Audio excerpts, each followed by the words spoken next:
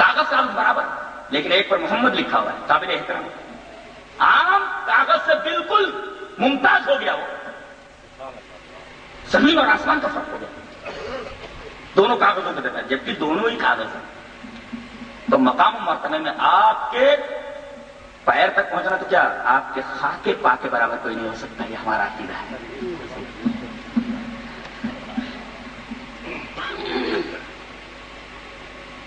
رسول اللہ صلی اللہ علیہ وسلم سے فرمایا گیا، آپ کہہ دیجیے میں اپنے رب ہی کی عبادت کرتا ہوں۔ انما یہاں لائے گا، وہ انما کا مفاد بتا رہا ہوں۔ قل انما ادعو ربی، میں اپنے رب ہی کی عبادت کرتا ہوں، ورنہ انما کا کوئی مطلب نہیں ہوتا۔ انما آتا ہی حاصل کے لیے، ولا اشرک به احدا، میں اس کے ساتھ کسی کو شریک نہیں کرتا۔ یہاں ایک قابل غور بات ہے، عبادت رب شرک کے عین اپوزٹ ہے۔ قل انما ادعو ربی ولا اشرک به احدا، عبادت رب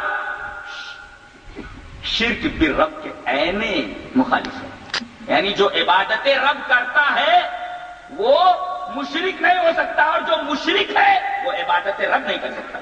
اسی وجہ سے یہاں پہلے مثبت جملہ لایا گیا ہے اور بعد میں منفی جملہ لایا گیا ہے، اس بات اور اس بات نفی۔ میں اپنے رب ہی کی عبادت کرتا ہوں، انما ادعو ربی، یہ مثبت جملہ ہے۔ ولا اشرک به احدا، میں اس کے ساتھ کسی کو شریک نہیں کرتا۔ اور آپ یہ بھی کہتے ہیں ہمارے حبیب، قل انی لا املک لکم ضرا ولا رشدا۔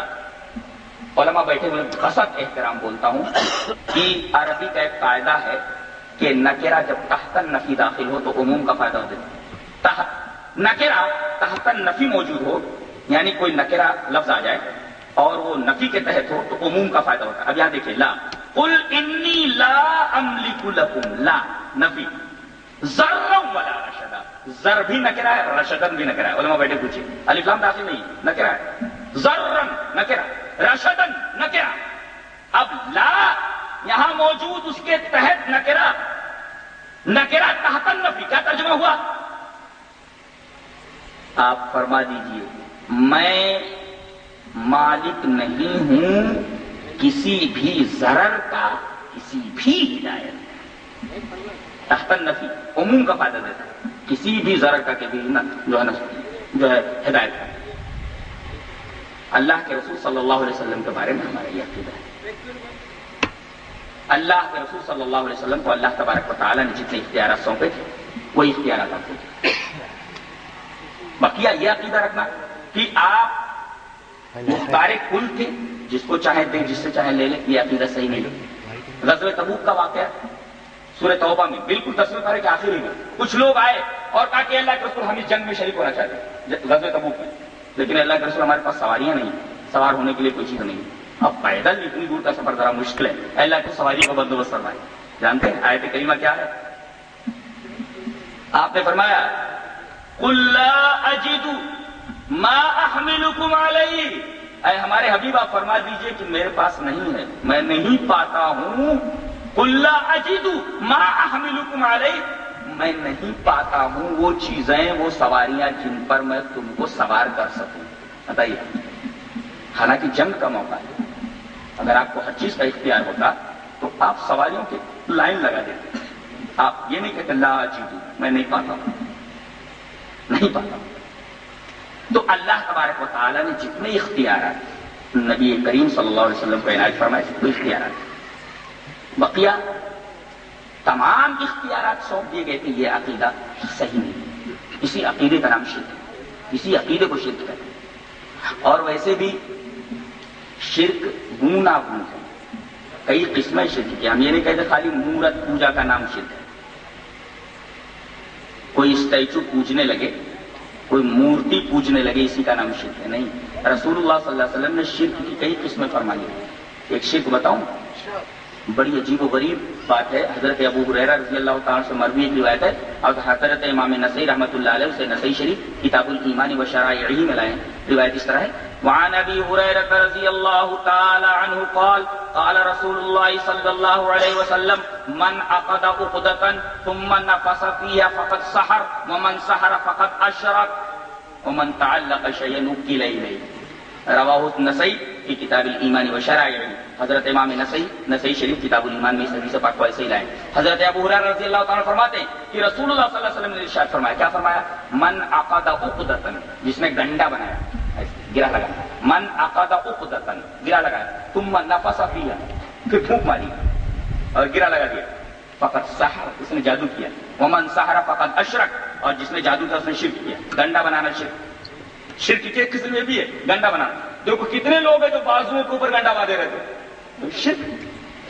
رسول اللہ صلی اللہ علیہ وسلم کی حدیث عربی میں پڑھ دی گئی ہے، ادھر ادھر کی حدیث ہے، حوالہ موجود ہے، لفظ حدیث کا پڑھ دیا میں، ایک لفظ ادھر ادھر چھوٹا نہیں ہے۔ جس نے کوئی گرہ لگائی ثم نفث فیہا، پھر اس کے اندر پھونک ماری، فقط سحر، اس نے جادو کیا، اور جس نے جادو کیا اس نے شرک کیا۔ رسول اللہ صلی اللہ علیہ وسلم سے مروی کے تعلق سے مروی حضرت جابر کی ایک روایت ہے، واقعہ ہے ان کا، ایک آدمی بیمار تھا، اس کو دیکھنے کے لیے آپ گئے، دیکھا کہ اس کے بازو پر سیر بندھا ہوا، سیر من دھاگا بندھا ہوا، کہا یہ کیا ہے؟ نکال، اس نے نکال کر کے پھینک دیا ڈر کے مارے۔ صحابی نے کہتے نکال پھینک۔ آپ نے چلتے چلتے فرمایا، خدا کی قسم اگر میں آتا اور تیری اس حال میں موت ہو جاتی کہ یہ دھاگا تیرے ہاتھوں میں ہوتا بندھا ہوا، تو میں تیری نماز جنازہ نہیں پڑھتا۔ حضرت جابر رضی اللہ تعالیٰ۔ اور ابو ہریرہ کی روایت سے معلوم ہوا کہ یہ گنڈا بنانا شرک ہے۔ ایک روایت اور ملاحظہ ہو جسے امام احمد بن حنبل رحمۃ اللہ علیہ مسند احمد کے اندر لائے، روایت اس طرح ہے، وعن عقبة بن عامر الجهني رضي الله تعالى عنه أن رسول الله صلى الله عليه وسلم أقبل إليه رهط فبايع 9 وأمسك عن واحد فقالوا يا رسول الله بايعت 9 وتركت هذا؟ قال إن عليه تميمة فأدخل يده فقطعها فبايعه فقال من علق تميمة فقد أشرك، رواه أحمد في مسنده۔ حضرت جابر عقبہ ابن عامر جوہنی رضی اللہ تعالیٰ فرماتے ہیں کہ رسول اللہ صلی اللہ علیہ وسلم کے پاس 10 آدمیوں پر مشتمل ایک وفد آیا، آپ نے 9 کے ہاتھ پر بیعت کر لی، آپ نے ہاتھ بڑھایا اور سبوں نے آپ کے ہاتھ پر بیعت کر لی، ایمان لے آئے۔ ایک نے ہاتھ بڑھایا تو آپ نے یہ ہاتھ کھینچ لیا، ہاتھ ہی نہیں ملایا۔ لوگوں نے پوچھا اے اللہ کے رسول صلی اللہ علیہ وسلم، بایعت 9 وترکت ھذا، آپ نے 9 سے تو بیعت کر لی، ایک آدمی کو چھوڑ دیا۔ آپ نے فرمایا دیکھ نہیں رہے ہو، ان علیہ تمیمتن، تعویذ پہنے ہوئے ہو، ان علیہ تمیمتن، تعویذ پہنے ہوئے ہو۔ اس آدمی نے سنا کہ رسول اللہ صلی اللہ علیہ وسلم نے مجھ سے ہاتھ نہیں ملایا اس لیے کہ میرے گلے میں تعویذ ہے، فوراً فادخل یدہ، اپنا ہاتھ داخل کیا، فقطعہ، اسے کاٹ دیا، فبايع، تو رسول اللہ صلی اللہ علیہ وسلم نے اس سے بیعت کی۔ جب تک گلے میں ہاتھ نہیں ملایا، بڑی بڑی تعویذیں ہیں، رسول اللہ صلی اللہ علیہ وسلم نے ہاتھ نہیں ملایا، گلے مل جاتے ہیں، سنت ہے، یہ طریقہ ہے۔ اور اس کے بعد آپ نے اصول اور ضابطہ بتایا، حدیث کا آخری ٹکڑا، من علق تمیمۃ فقد اشرک، جس نے کوئی بھی تعویذ لٹکائی، کوئی بھی تعویذ، کوئی بھی، تمیمتن نکرہ ہے، میں نے بتایا ابھی، علماء جانتے ہیں تمیمتن نکرہ ہے، کوئی بھی تعویذ، آپ نے یہ نہیں فرمایا کہ غیر قرآن اور قرآن، ورنہ صحابہ کرام بڑی بڑی تعویذیں لٹکائے پھرتے، کسی سے ثابت نہیں ہے۔ آپ نے فرمایا من علق تمیمۃ فقد اشرک، جس نے تعویذ لٹکائی اس نے شرک کیا۔ اسی طریقے سے کوئی آدمی کاہن کے پاس جاتا ہے، کاہن جانتے ہیں، المنجم الذی یدعی الغیب، وہ کاہن سے بولتے ہیں، یہ جو طوطا وغیرہ لیے بیٹھے رہتے ہیں اور کچھ کارڈ وغیرہ باہر رکھے ہوئے، تو طوطے کو پنجرے میں سے نکالتا ہے اور طوطا ایک کارڈ نکال لیتا ہے، اس پر اس کی قسمت لکھی ہوئی ہوتی ہے، اللہ اکبر، المنجم الذی یدعی الغیب، جو غیب کا دعویٰ کرتا ہے۔ بتائیے انسان کو معلوم ہے، پرندے کو غیب معلوم ہے، انا للہ و انا الیہ